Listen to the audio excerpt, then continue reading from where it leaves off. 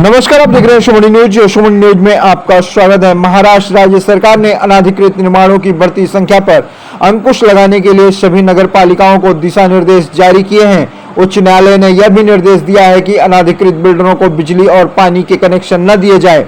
इस बीच वसई विरार मनपा ने इन नियमों के अनुसार अनाधिकृत निर्माण को रोकने के लिए उपाय शुरू किए हैं। नगर पालिका ने पिछले 3 वर्षों में 1.5 करोड़ वर्ग फुट अनाधिकृत निर्माण को ध्वस्त करने का वादा किया है। अनाधिकृत निर्माण एक बड़ी समस्या है। अवैध निर्माण से निवासियों का जीवन खतरे में पड़ गया है। निर्माण कार्य का बिजली, पानी और सड़क पर भी प्रभाव पड़ता है। इसलिए उच्च न्यायालय के निर्देशों का पालन करते हुए राज्य सरकार ने भी अनाधिकृत निर्माण को रोकने के लिए कदम उठाए हैं। सभी नगर पालिकाओं ने अनाधिकृत निर्माण को रोकने के लिए नियमों की घोषणा की है।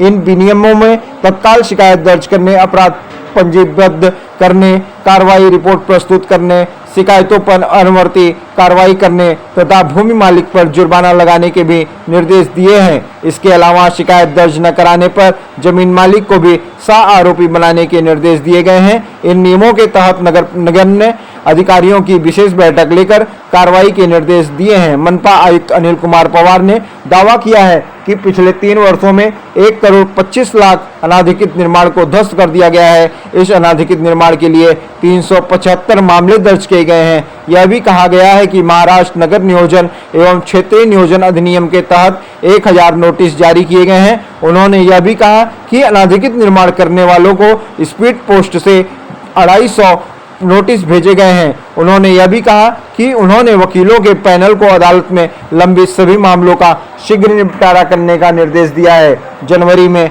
सुप्रीम कोर्ट ने एक महत्वपूर्ण फैसला सुनाया। आदेश में कहा है कि किसी भी बिल्डर को अधिभोग प्रमाण पत्र के बिना बिजली, पानी या सीवेज कनेक्शन नहीं दिया जाना चाहिए।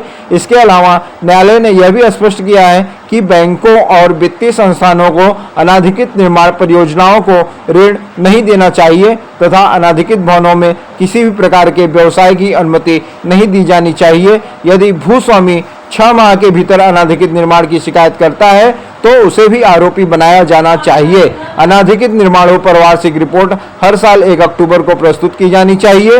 पुलिस में दर्ज शिकायत की समीक्षा की जानी चाहिए और यदि कोई मामला दर्ज नहीं किया जाता है तो राज्य सरकार को सूचित किया जाना चाहिए।